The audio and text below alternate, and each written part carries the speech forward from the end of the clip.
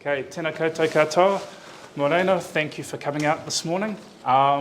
It's a real honour to be doing this event, and this is the second time we've had a go at this, but I unfortunately got COVID, and so here we are. I think today's guest needs almost no introduction. I don't think many people have done more to bring to the forefront of our vision what happens behind the scenes in art galleries and museums. So it's a great honour to welcome Sarah Hillary to work with us today. Sarah is the Principal Conservator at Auckland Art Gallery Toi Tāmaki and is also a practising artist. As a conservator, Sarah specialises in the study of artist painting techniques and has published research on the work of artists from Aotearoa such as Colin McCahon, Rita Angus, Francis Hodgkins, and international artists such as Guido Reni and James Tissot. Now that last one might ring a bell and adds a touch of adrenaline to Sarah's biography. You'll remember in 1998, Auckland Art Gallery was robbed at gunpoint, and James Tissot's painting, Still on Top, was whisked away, and an investigation was launched, and it was ultimately returned, but in some poor state, and Sarah and her colleagues undertook one of the most high-profile conservation projects in Aotearoa's museum world. And most recently, Sarah's work can be seen in a book that inspired today's talk, The Back of the Painting. You can grab a copy from the shop if you'd like one, and I'm sure Sarah would be happy to talk about it afterwards and maybe sign a copy or two. And the book was co-authored with Linda Waters, Conservator at Museum of New Zealand, Te Papa Tongarewa, and Jenny Sherman, Conservator at Dunedin Public Art Gallery. So, big round of applause for Sarah, please.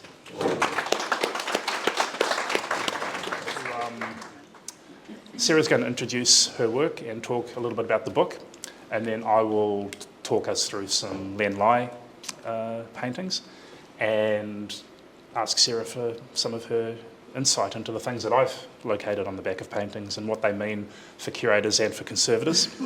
And we have some of the paintings out, so you can see them firsthand. A little tricky negotiating how to view them with so many people in the room. So at this stage, we're just going to keep this one visible at the moment. At the end of the talk, I'll spin the A-frame around and you can see some of the others. And so please linger around at the end of the talk. We can get a closer look for those that are interested, and we'll have time for questions at the end. But let's get underway with Sarah. Great. Can everyone hear me okay? Oh, that's good. Well, kia ora koutou. It's wonderful to be here at Ngā Motu, New Plymouth, and be with you, and thank you for the welcome. Yeah, I thought I would tell you a little bit about how we got to write this book. So first of all, I'll grab the slide thing. Well, Te Papa Conservator Linda Waters, it was her idea to do a book. She had been fascinated by the backs of paintings for some time and had been doing... Is that being annoying? Okay. Yeah.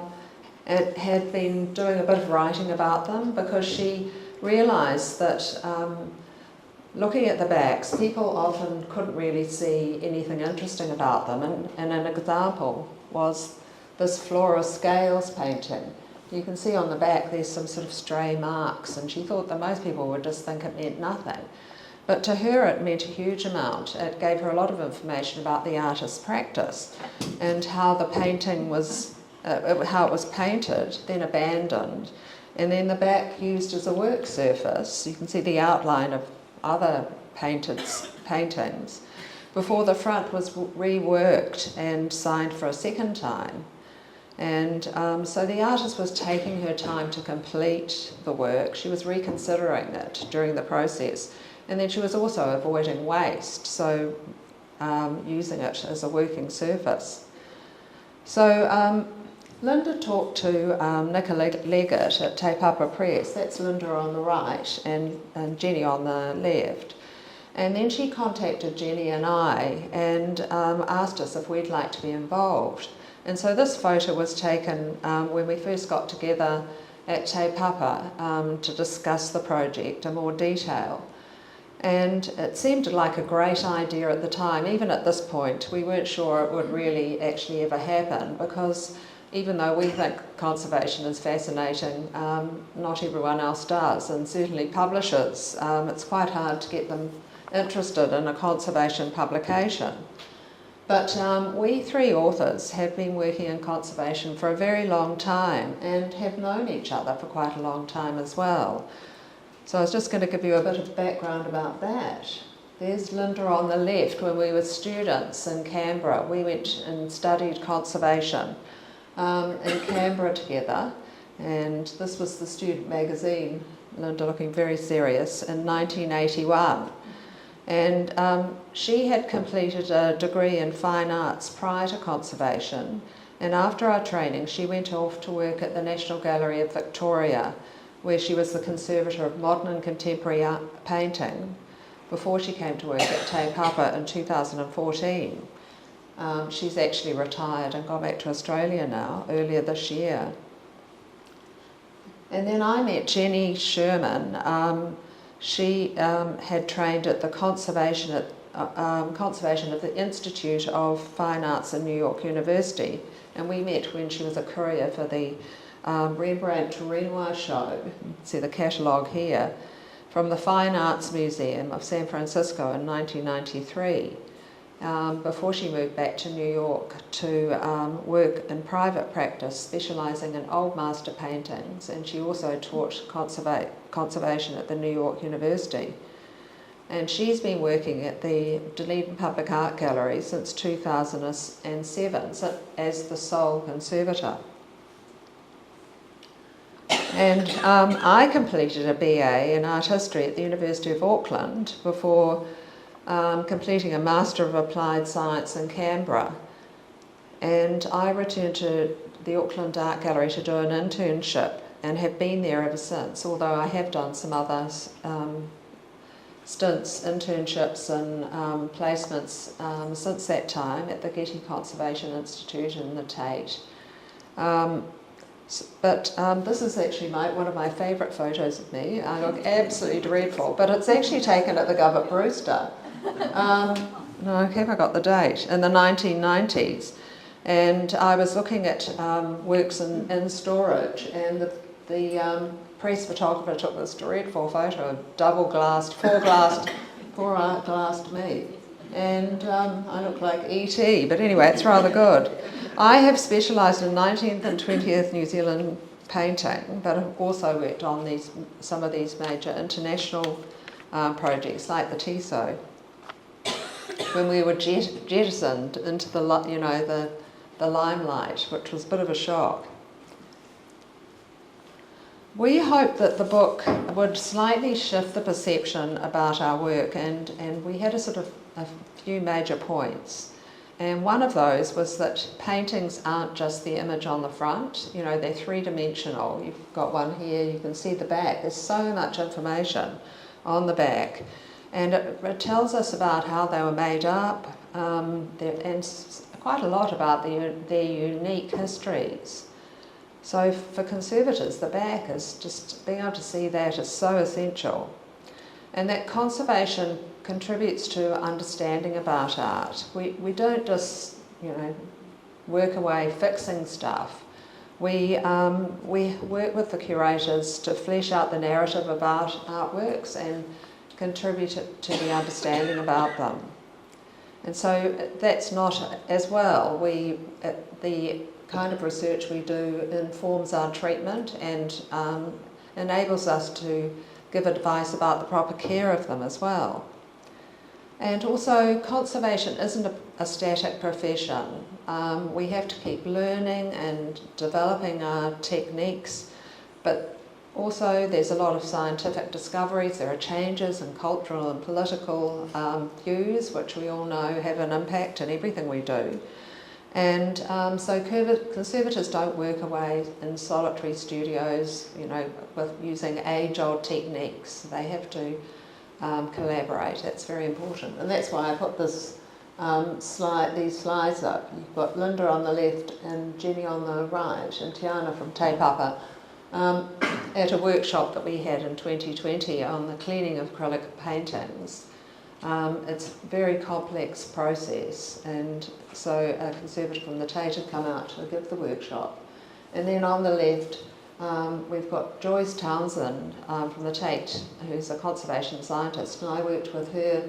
I spent a whole month looking at that painting, which is by Frances Hodgkins, Wings Over Water. And Joyce is this is in 2004, it's a long time ago now, but Joyce Townsend is an expert in 20th century painting. So it was incredibly helpful. So an obvious candidate for me to include in the book, because of the significance of the materials, was this painting here, the Long Red Line by Ralph Hotere. So I thought it was a good example to show you. It's from the Chartwell collection in the gallery, and you can see on the back that it's made up of these box structures. I interviewed Hotere late in his life as part of a collaborative study looking at the use of modern paints in Aotearoa, and he told me that he found these boxes. They were disused. They were used for packaging televisions in the 1960s. So, you know, this was a relatively new technology in the 1960s. And they'd been discarded, and he found them in the dump. And he wanted to use them to make art, and their significance was so great that he brought them all the way back to New Zealand when he came back to live here in 1965. And his friend and dealer, Rodley Kirk-Smith, recalled that he disembarked from the boat carrying strangely painted luggage, which turned out to be works of art he had nailed together to make portable. So the packaging is a reference to contemporary culture, repurposed to make an art of protest, as it turns out, because the Human Rights series is a response to French colonialism and a statement about injustice and imperialism. So he'd made 5 of these works in different configurations, and they were shown in 1965. So when I say different configurations, some of them are square, some of them, he's just used the squareness of the boxes to create different shapes. It's good to compare this with the support of another work that's in the book by Jeff Thornley. And you can see the back on the right, because this work's called Construction Number 11, Tondo from 1981, because it's been designed specifically to create a forward effect, this circular object which is sort of projected forward because of the struts on the back, and it gives it a feeling of weightlessness.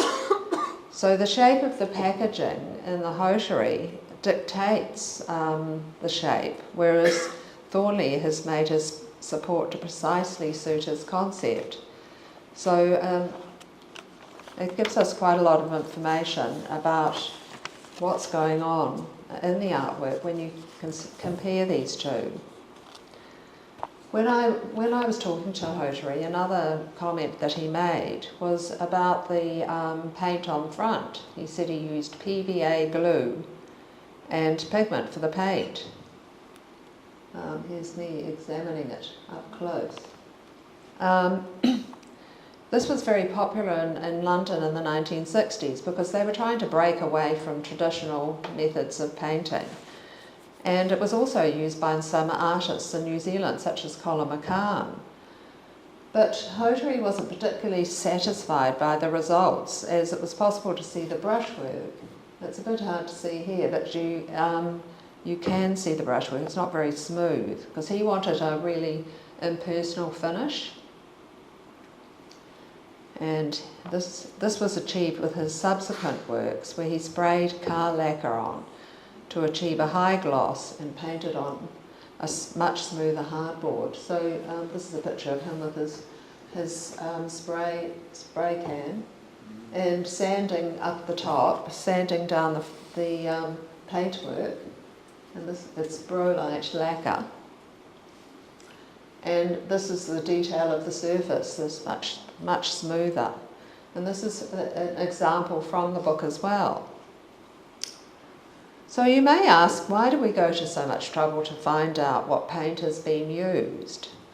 Well, it's important because paints vary so much and their vulnerabilities do as well. And so it's really good to know what the artist has used so that we know how to care for them and also how to treat them.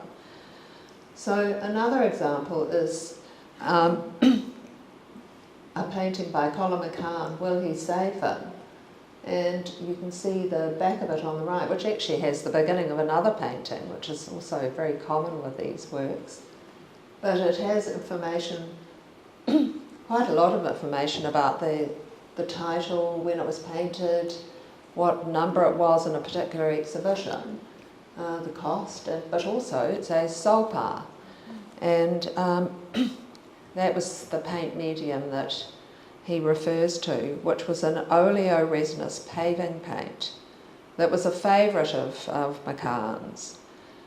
And because for McCahon, the use of modern commercial paints was an important statement as part of his work. And he also referred to them in catalogue entries.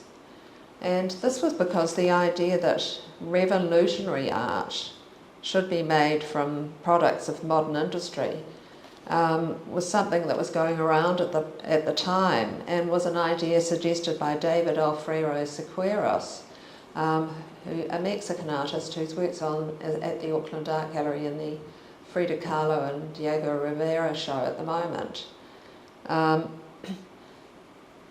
Pablo Picasso and Jackson Pollock were also well known for their use of these automotive or house paints.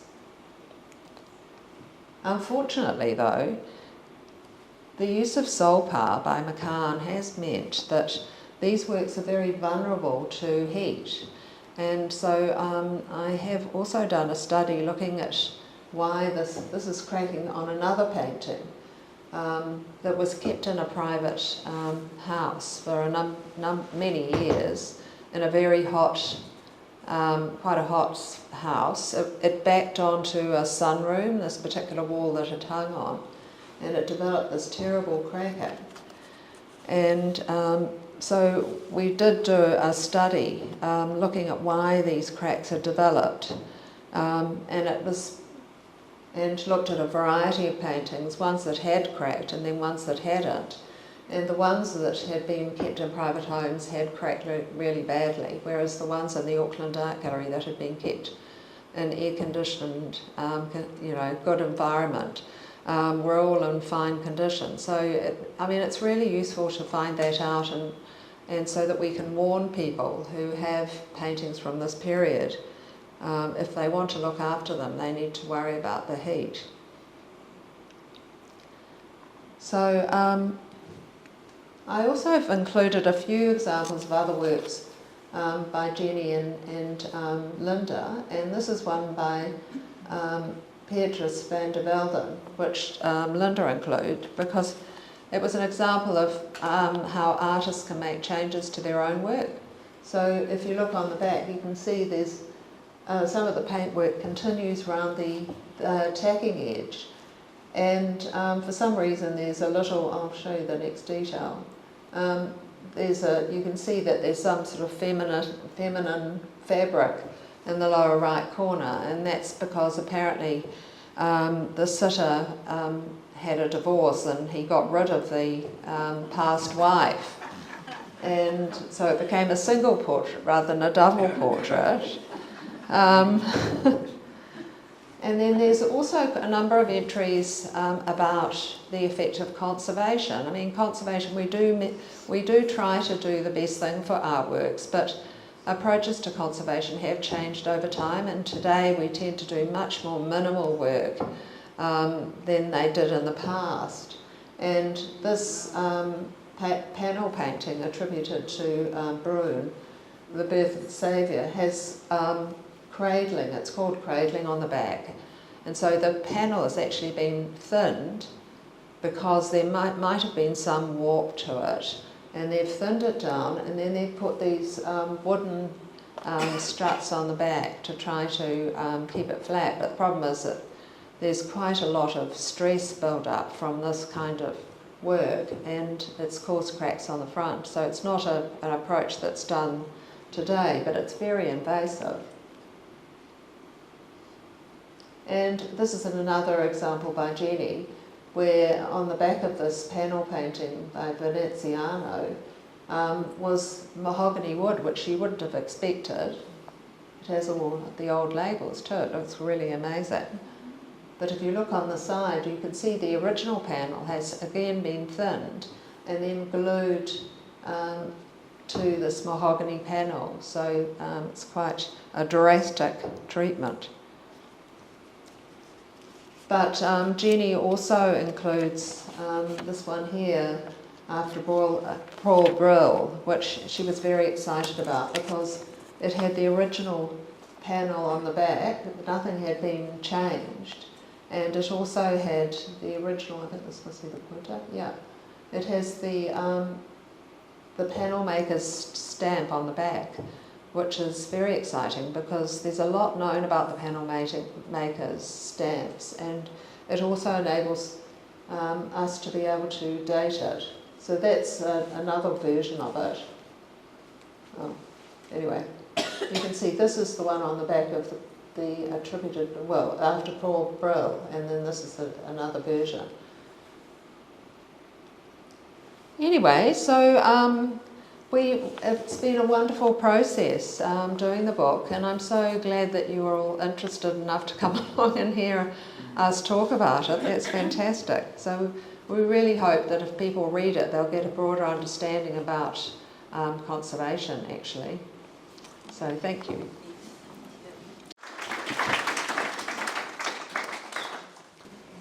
So Len Lye. One of my favourite parts of my job as Len Lye Curator is all the problem solving I get to do, and quite often that doesn't make its way out into this side of the gallery. A lot of it just stays in the archive or in my head, but the back of the painting for me is where a lot of the work begins with problem solving. And I thought I'd start with what we call Len Lye's myth paintings, because I think Sarah has seen these before, quite a while ago. They don't come out very often, as many local people will know, because of their size. And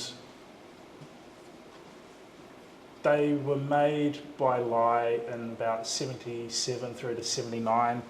They were among the last works that he produced. It's a suite of 13 large unstretched canvases that revisit earlier works that he typically made during the 1930s. So these are large versions of works that we already know of. And the first one I want to look at is Riftfish, which very rarely comes out. And so that's the one straight ahead in that photo. And here it is in 1980 at Auckland Art Gallery. These paintings were all exhibited first in the major Len Lye exhibition in 1980, I think just after he passed away. And so that's Riftfish, and in its most recent exhibition here. And if you know the news, quite recently, a museum, I think, in Europe exhibited a Mondrian painting upside down for many decades. And if you can imagine, this is a fairly typical Len Lye work, we could quite easily have hung that upside down if Len didn't tell us which way was the top. And this is a note that is fairly typical of these works. And there's a lot of things on here. Interestingly, he's labelled this information twice. So it's applied in a sticker and then written in a ballpoint pen or something. And what's interesting here is that the work is dated quite precisely. It's got dimensions. It says from a 1920s doodle. So that tells me that there are other versions of this work. And the 1920s doodle is actually in the current exhibition upstairs. So you'll see that as a pencil drawing. He also includes the colours. Now, I don't really know my colour terms. I guess those are pretty accurate. Isn't there yellow as well on the front? Yeah. He doesn't mention that. No. Ah. So something of a recipe, perhaps, something that might help a conservator in the future, or remind him what colours he likes or uses. But what's interesting most for me here is the other name for the work, shark killers. Now, this helps me understand that this work was called Shark Killers more or less up until he made this version of it. So the earlier work that we have upstairs was probably made in the 1930s or in the 1920s as Shark Killers, and it's until he revisited this in 1979 that he found a new name for it. So I don't have that piece of information in any other document in the collection, so the back of this painting is incredibly useful in that regard. Here's Len painting another one called Polynesian Connection.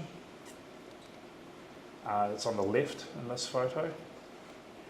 And on the back, similar sort of information, date, what type of paint, how to orient the work.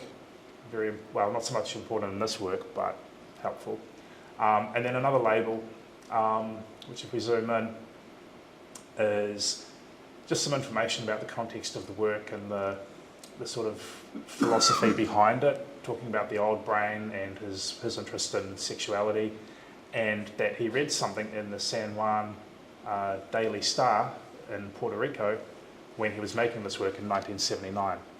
So what this tells me is that this suite of works were made in various locations, his holiday home in Puerto Rico, in New York, or his other holiday home in upstate New York.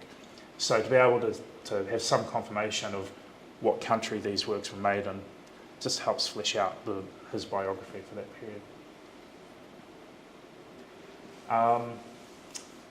This is one of those earlier doodles or smaller works that Len often revisited later in life, and this is called God of Light, and you can see the large version of this upstairs in the current exhibition.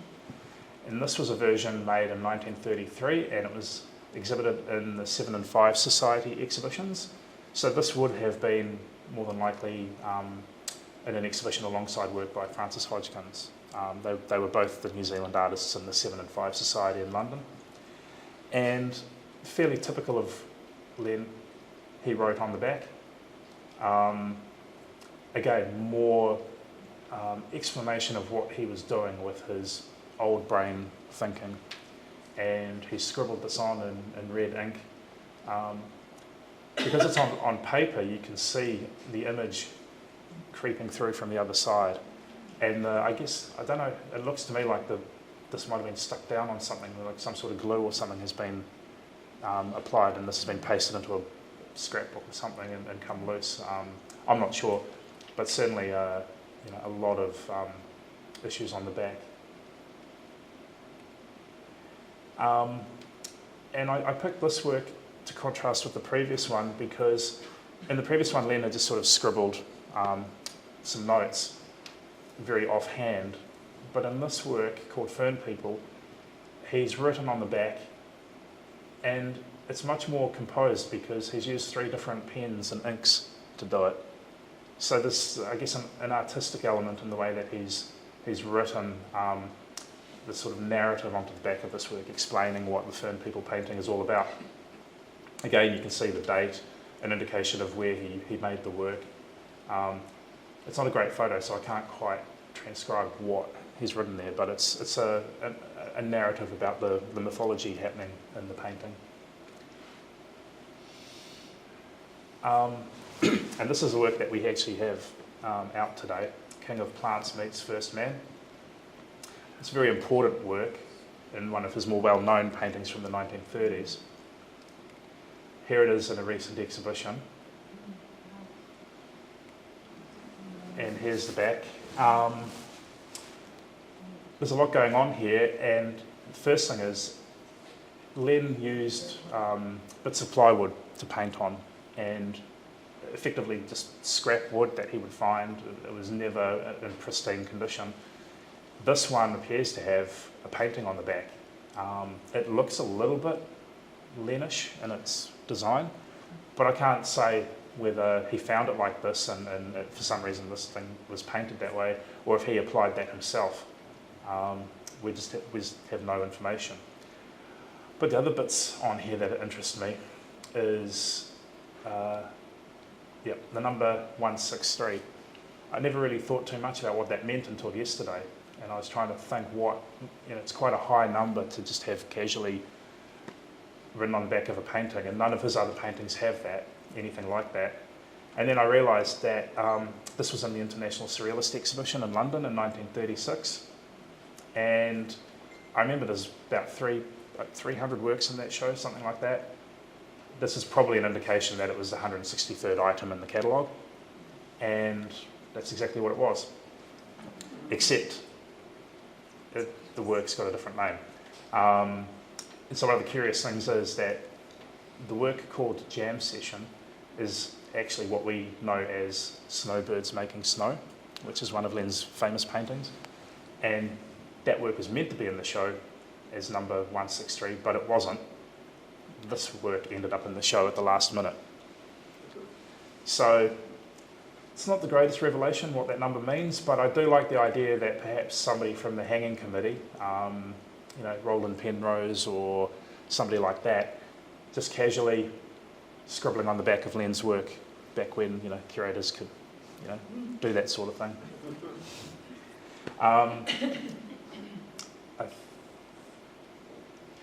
Here's a close-up of the labels that Len's applied, and there's a lot of information on this one. At the bottom he's written a note, and it talks about the paint that is applied, the way it was painted in 1936, and that it was given a spray of acrylic transparent paint in the 50s. So the artist did some sort of intervention into this work decades later, and so that tells me that this label was applied many decades later. And the sticker at the top is from a film can from when Len worked at the GPA film unit making his abstract films. And there's a lot of things written on there. Len's address, 18 Black Lion Lane in Hammersmith, and some information about the lacquer paint that the work was created with. And most interestingly for me is an indication that in 1937 he was intending to sell this work for 24.8 guineas. But interestingly above that, now in 1964, he wants $100,000 US. Now he's laughing if he thought he could sell his work for that much in the 1960s. Len was very, very bad at selling his work. He frequently gave it away, but whenever it came to sell things, he often put his prices far too high. So just proof that Len was not the greatest salesman. This is the work that really got me thinking about this event today. Now, we don't know where this work is. This is from a slide in the collection that I had digitised, and it allowed me to do some research into what this painting is. Interesting thing is, I've had to flip the image because it was photographed upside down. So you can see the black stand that's at the top. When this work was photographed for Lye, whoever was demonstrating it for him had it the wrong way around. So it just goes to show that the orientation of these paintings can be quite tricky. But there's another slide that accompanies this work. That's the back of the painting. And so, we don't like to say the word discover in the museum world, but I did recover 2 lost Len Lye paintings. We don't know where they are, but we have information about what they look like. And on this back of the painting, you can see it's quite badly damaged. And Len applied the sticker at the top, which, when I zoomed in, on the computer. I can just read it, and it indicates that he felt that this side of the work was no good, that this is a painting that he was quite happy to dispose of, but that this painting is called Evening Ozone. And so now I have a title. The work, I presume, is in somebody's collection in the States, if it still exists, and thankfully now I have a title. I can now look through our collection of works on paper, and I'm probably going to find early sketches or versions of this that I can now apply a title to. I might be able to find a date for when the work was made. But if it wasn't for the fact that Len disliked this work and felt that he could use it to hold information about the other side, I wouldn't have that material to work with.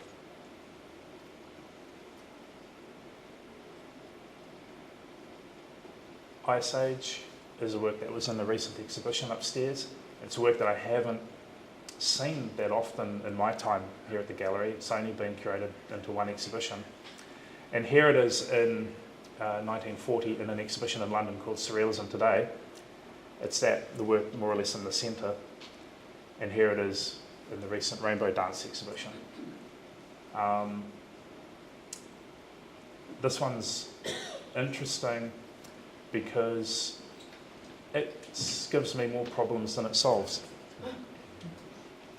The one nice thing is I now have another title for the work.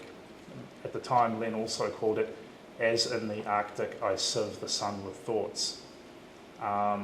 He also was selling it for 40 guineas. It apparently was painted at Coppingsbrook Cottage in Kent. Now that's where Len and his family went during the Blitz.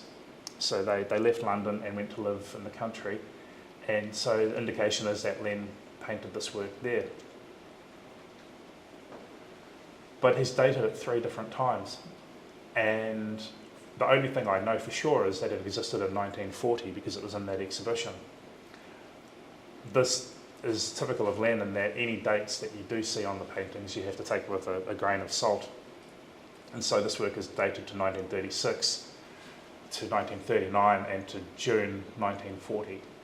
Or perhaps each of the inscriptions is. So I'm not really clear exactly how early that work had been painted. And again, the address where it was made. Sky Cave, which is a work we have on the A-frame today. It's probably one of my most favourite Len Lye paintings, and made more or less a couple of years after he arrived in the United States. The inscriptions on the back are in pencil, incredibly hard to read and photograph. But this one, at an angle, I was able to get a much better photograph. And one of the nice things about Len's work is that his paintings frequently had poems that accompany them. And quite often he would have his poetry sketched out on paper, but often the only place you have the poetry is on the back of the painting, or the only place surviving, or you could argue perhaps the definitive version is the one that is on the work. So here's an alternative title for the work, About Thunder Things, which I quite like, and the poem, which I'll read. A cave in the sky and the thunder things are leaving. The blue goddess is there, and when the sky turns all blue, she will not be seen. But thunder will come back again, and she will be seen again by the cave in a sky of water. So that's fairly typical of Len's paintings. This is a really, really obscure work called Clay, and what I like about this is it was a work that was held on by Len Lye, Len's widow. She must have kept this with her in her home in Puerto Rico as I guess, something that sentimentally she wanted to hold on to for a bit longer, and then was sent on to the Len Lye Foundation at a later point to be stored here at the gallery. So the provenance of these works can be discovered on the backs. And another work that I have out today is this untitled painting. And the back is covered in paper onto which Len wrote a description of the work and a date. And really thankful that most of that's, I don't have a picture of it, but you'll see when I flip the A-frame around, that we've had to preserve that inscription because it's even there, that photograph taken in the 1970s probably, starting to perish. You can see they've taped it up, and parts of that started to be torn away. And when we did some conservation work on this painting, it was important that we preserve the back as much as the front. And so you'll see that we've treated the work in a way that the back of the painting remains visible and is available for us going forward. Any questions? First of all, maybe, thank you, Paul. And a round of applause for you as well. I'm Lisa Brent, I'm the Curator of Public Engagement here at the gallery, and we want to give all of you the opportunity to also comment or ask questions. Thank you so much for your insights this morning, and it's really fascinating to hear. And even though, Paul, you said you don't call it discovery, that was one of the questions I thought I would kick us off with, while you can think of if you have any questions that you'd like to ask the two of them, is around sort of what maybe the most exciting discovery or recovery was that you found sort of throughout your career. And Sarah, maybe you want to start with what you found most fascinating or to do with the back of the painting. Yes. Well, actually, I'm going to cheat. I'm not going to talk about the back, but one of the most wonderful discoveries was Frances Hodgkin's painting, where we actually x-rayed it. And I'd been having an argument with the curator, Mary Kisler, because she was convinced it was by Frances Hodgkins. It was a very early work. It was was completely uncharacteristic, and it was a still life, and I was very doubtful about it. I thought it was wishful thinking. But we did know that at the period where it was meant to have been painted, which was 1908, she was having classes in oil painting, because I don't know if you're aware, but Frances Hodgkins was primarily a watercolour painter until later in her life, and she was having these classes in Paris, and she wrote a lot of letters, and were able to find out what was going on. And she talked about painting the nude as part of the class, and we decided to have the painting x-rayed, and when we got the x-ray back, there was this strange sort of shape underneath, and it turned out it was a nude figure.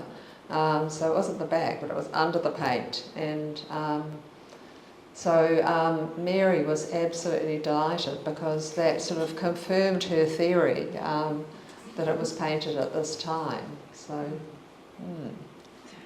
Thank you. And Paul, you kind of just mentioned one, but I don't know if you want to go. Yeah, I think I've used up all of my back of the painting stories, but this work's interesting because in the archive we have a series of letters written between Len and a friend of his from London called Barbara Kerr-Seamer.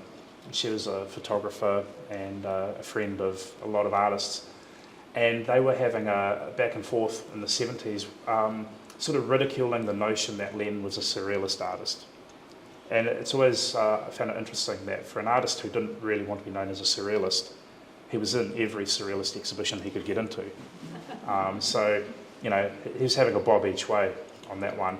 And over the last 10 years that I've been working on Len Lye, the number of works that you can attribute to Len as a British surrealist have grown. So, it started as 3 or 4 that were known to be in particular exhibitions.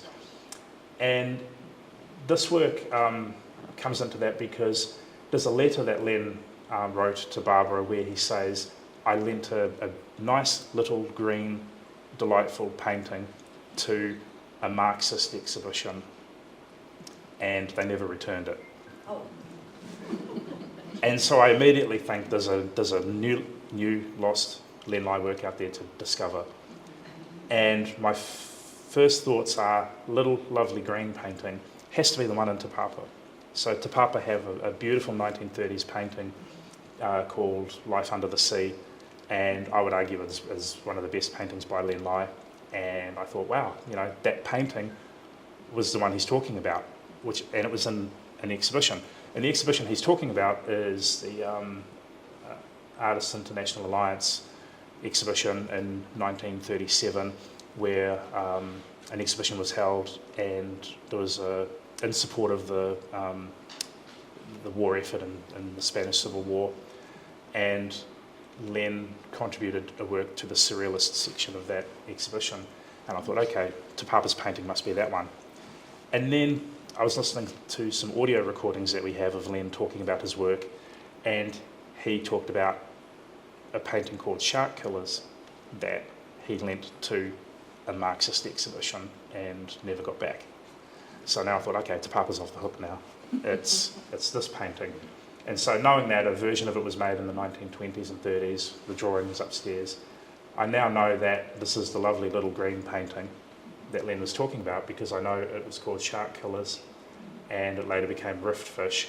And so what it means is there is a small 1930s painted version of this image that was never returned to Len and might still be out there in a state somewhere.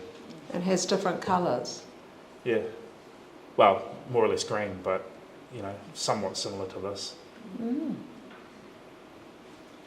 Thank you. Maybe that gave you a little bit of time to think whether you had any questions from your side or comments. Yes. This is not really a question. Can you hear me? I, like many of us, grew up in a house filled with paintings or prints really from my parents had collected.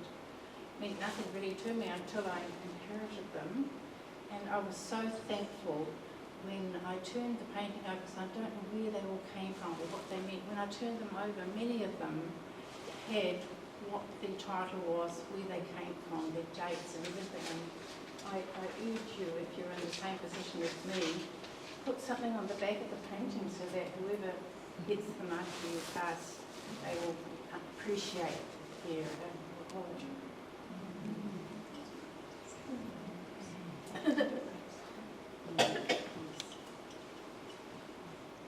Thank you, Sarah and Paul. As somebody who has sent a painting to you to be conserved, I think that's it, where should one go to now? Because you're telling me that your days of conservation in the public field are over. And so those of us who do have paintings that need conservation or repair or whatever, where should we turn to? Well, one of the reasons that we no longer do private work from the Auckland Art Gallery is not only to look after focus on our collection, but also because there's a lot more private conservators now. And the best thing is to go to the website for the New Zealand Conservators of Cultural Material, and you can find a listing there of people who are all accredited conservators that you can approach through the website. And they have, unfortunately, they don't cover the whole country, but that you can find out where the closest one is and their specialty. So that's what I'd recommend.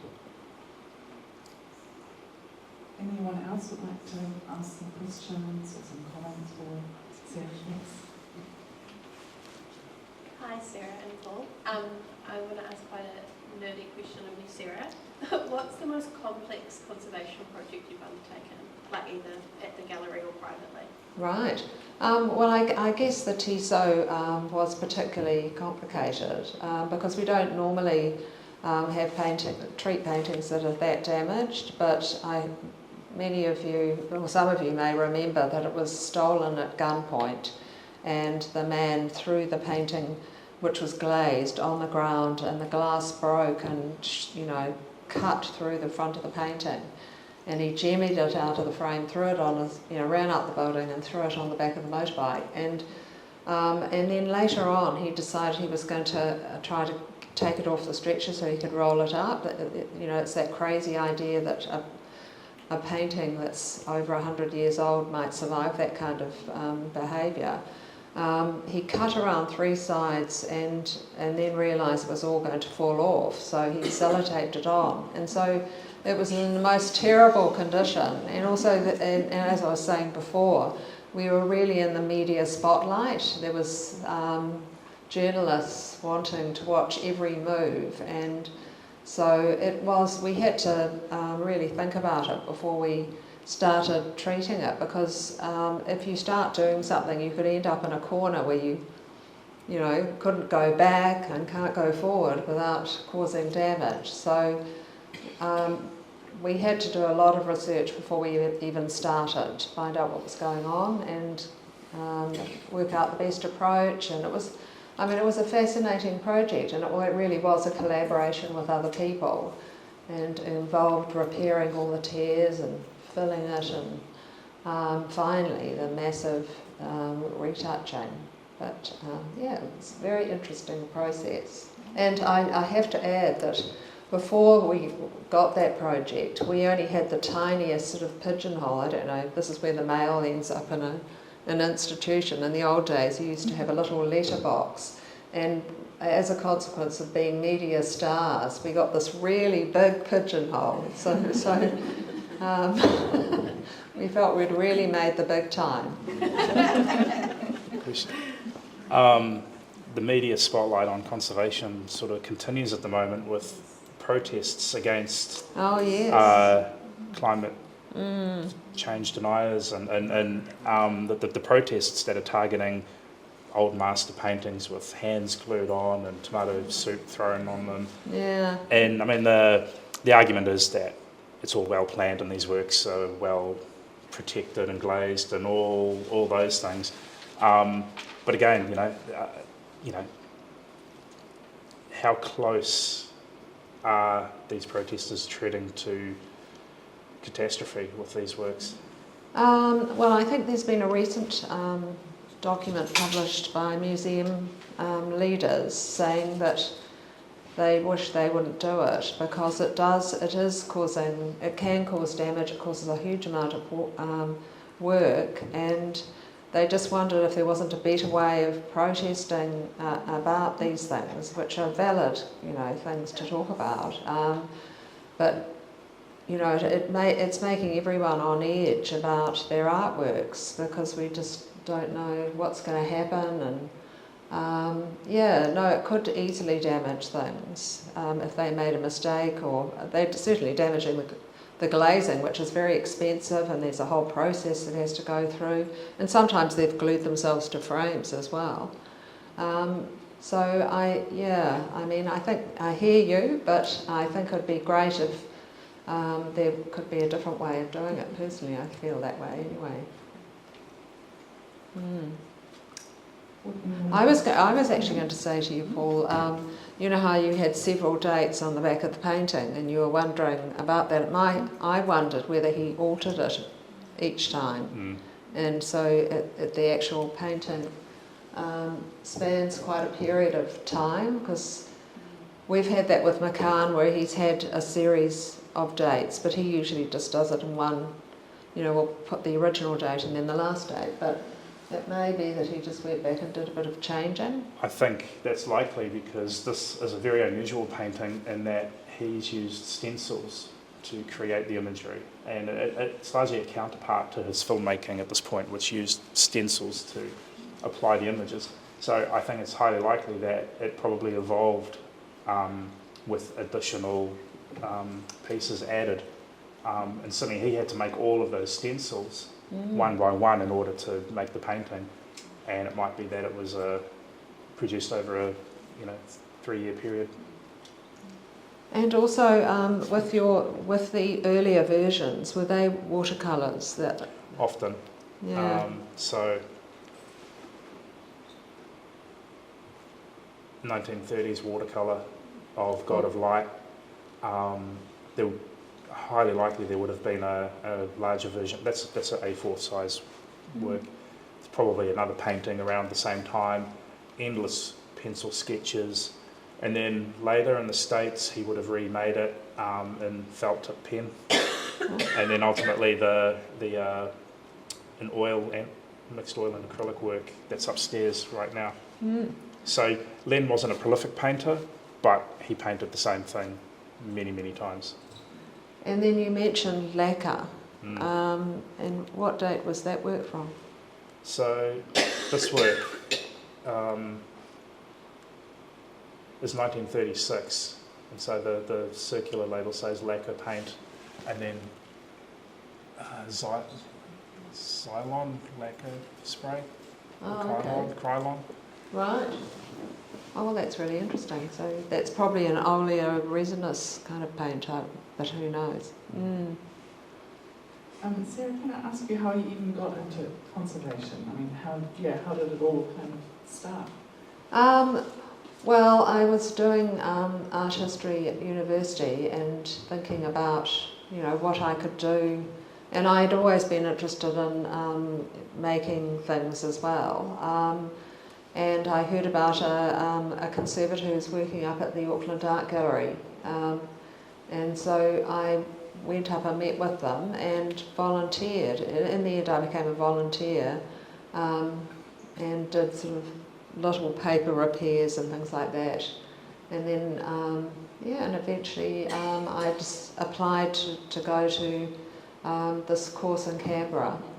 And actually, I mean, it was a wonderful thing for me because I'd been thinking about all sorts of kinds of careers I could have, but for me it's been a wonderful career because it mixes that hands-on kind of work where you're, making things and repairing things, and but also you have to think about things a lot. You have to do research. Quite a few conservators do a lot of writing, so you do a lot of talking about what you're doing, and so it's a combination kind of job that's I find very satisfying, and you come across some very interesting conservators that we're all a little bit odd, but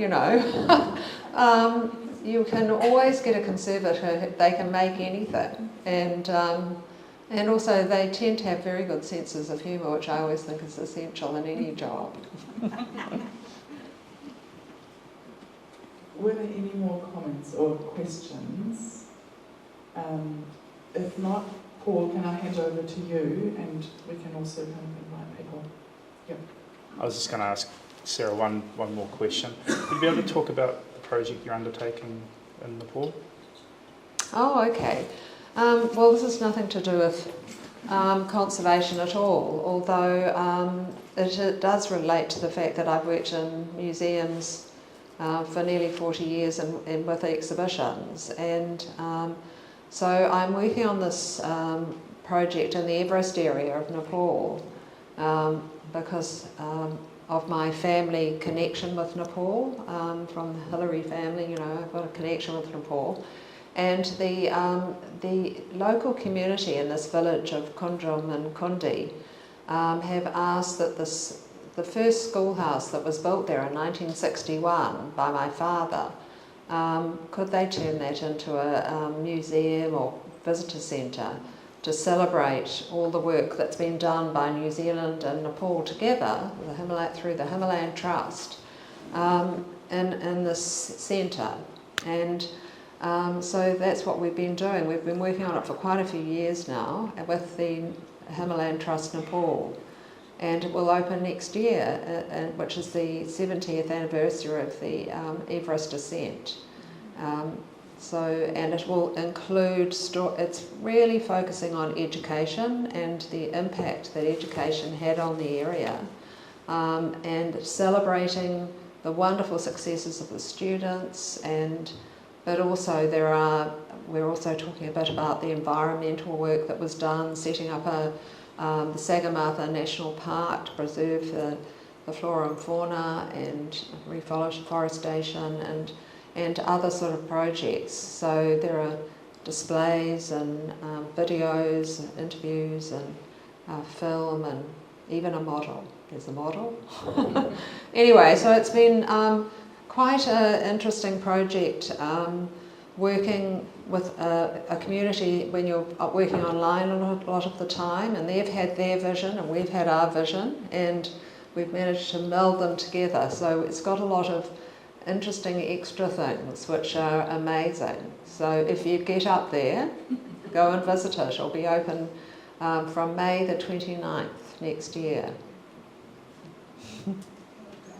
Cool. So we're going to wrap up there. What we'll do is, if anybody wants to hang around afterwards for more chat, please join us. And I'll spin the A-frame around so you can see some of those works up close.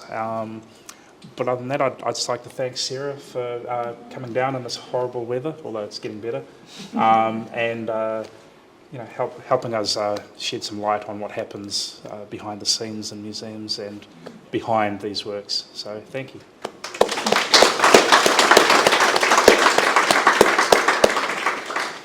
And maybe I can just do the tiniest of plugs. So we do have the beautiful book in our shop, so if you would like to delve deeper, then please get it, and maybe Sarah and I can be happy to sign it. Absolutely. Thank you everyone for coming. Thank you.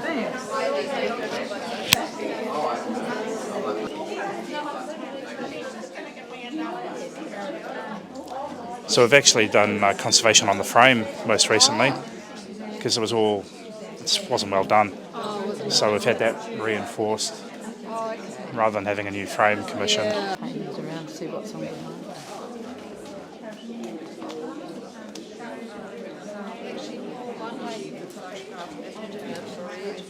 Yeah. Yeah.